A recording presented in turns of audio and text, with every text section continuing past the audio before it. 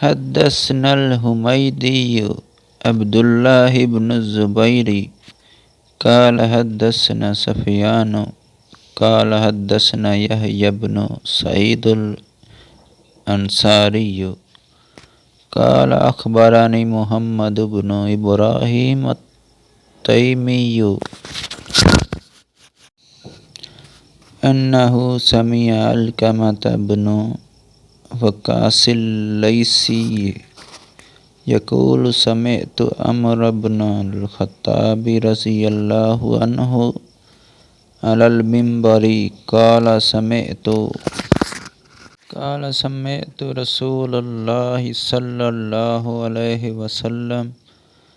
يقول إنما الأعمال بالنيات وإنما لكل امرئ ما نوى فمن كانت هجرته إلى دنيا يصيبه أو إلى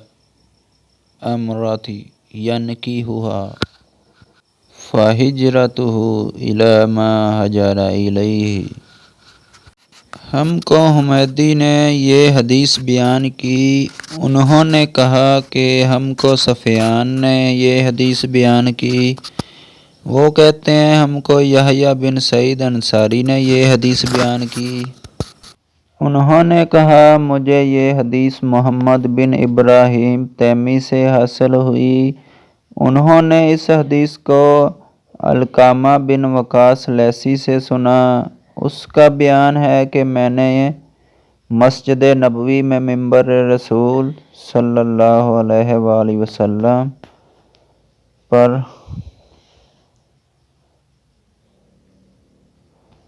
عمر بن خطاب رضی اللہ تعالیٰ عنہ کی زبان سے سنا، وہ فرما رہے تھے کہ میں نے جناب رسول صلی اللہ علیہ وآلہ وسلم سے سنا،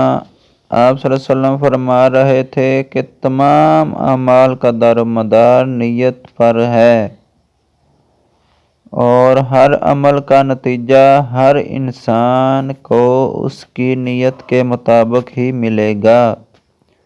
پس جس کی ہجرت ترک وطن دولت و دنیا حاصل کرنے کے لیے ہو یا کسی عورت سے شادی کی غرض ہو، پس اس کی ہجرت انہی چیزوں کے لیے ہوگی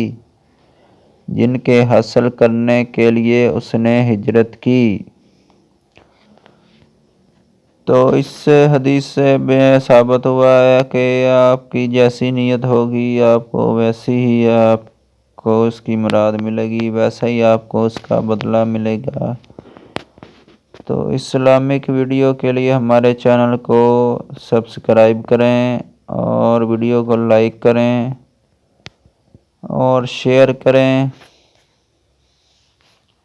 تھینکس فار واچنگ۔ اللہ حافظ۔